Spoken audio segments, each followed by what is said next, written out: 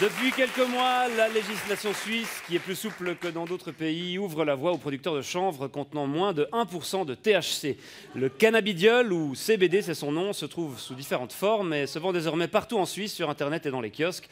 On va parler de cette version édulcorée du cannabis avec vous, Samuel Freudiger, bonsoir. Yeah, man, big up the man, gonna put the youth them from the Celestia the first. I and I, Sam Freudiger, upon the place, big up the man called Original Baker, brace up the fire. Wagwan. Pardon? Ouais, ça veut dire bonsoir à Kingston. D'accord. Alors vous êtes un consommateur régulier de cannabis, vous êtes aussi membre d'un groupe de reggae suisse, Yeah, Brada Framanada Mada. Brother from another mother, man. C'est quand tu es frère, tu es brother, mais tu n'as pas la même maman, man. Brother from another mother, brother from another mother, brother from another mother. Brada Framanada Mada. Vous êtes c'est ce groupe dans lequel vous jouez, avec lequel vous voyagez souvent Yeah, man. en Jamaïque. Bra. C'est ça. Alors tout d'abord, qu'est-ce que vous pensez de ce boom du CBD? Un boom qui a commencé en août dernier lorsqu'un fabricant chafouzois a obtenu pour la première fois une autorisation d'en vendre. Man, moi je trouve c'est rigolo de voir les clients qui vont acheter une ou deux têtes de weed comme si c'était des chiclettes. Mais il faut dire c'est Baba et c'est Bobo et Babylone. Babylone c'est la société qui est décadente et il les encourage à vendre ces produits qui sèment la panique, man. Ouais, la panique notamment chez les forces de l'ordre qui font face à un nouveau casse-tête. Yeah, man. Les pauvres policiers, man, ils peuvent pas faire la différence entre le CBD et la CNC, man. Là. La sensimilla, man. La ganja, la weed, la marijuana, la kaya, man, whatever. D'accord, parce qu'il est vrai qu'en apparence, le cannabis légal ressemble à s'y méprendre à son cousin. Man, les pauvres petits boys de police, man. Ils peuvent pas faire la différence, man. Il faut qu'ils aillent goûter le produit. Alors imagine, man, le pauvre policier, man. Excusez-moi, vous pouvez me présenter vos papiers à rouler d'identité.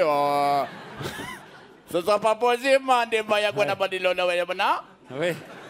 Je rappelle que cette variante du cannabis ne tombe pas sous le coup de la loi fédérale sur le stupéfiant, une loi de 2011, puisqu'elle contient moins de 1% de THC. Bombo clad de fire, bonagwande, man.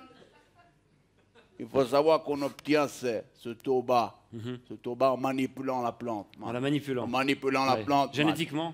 En faisant des croisements, man, des petites chimies, et on atténue comme ça le produit, on le rend allégé.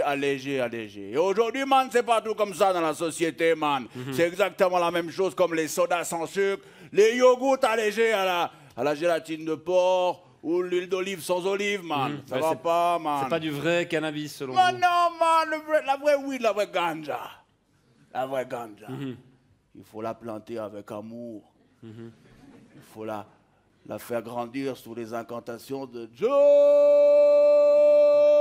Rastafari.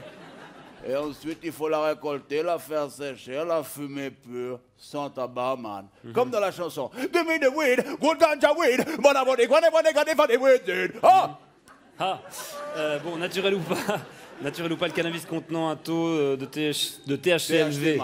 C'est quoi THC? Tétrahydrocannabinol, tétrahydro peut-être. Yeah, c'est d'abord une drogue et contre laquelle les pouvoirs publics sont censés lutter, monsieur Freudiger. Et pourquoi, man, on ne pourrait pas lutter d'abord contre l'alcool, man? L'alcool, man.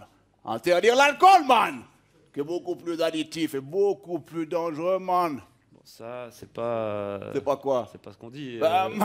Il suffit de regarder l'expérience, man, des exemples qui sont tout autour de toi dans la vie, man. Si tu bois trop d'alcool, man. Ça va le coude. Ça va nickel. Si tu bois trop d'alcool, man, tu vas commencer à dire des conneries.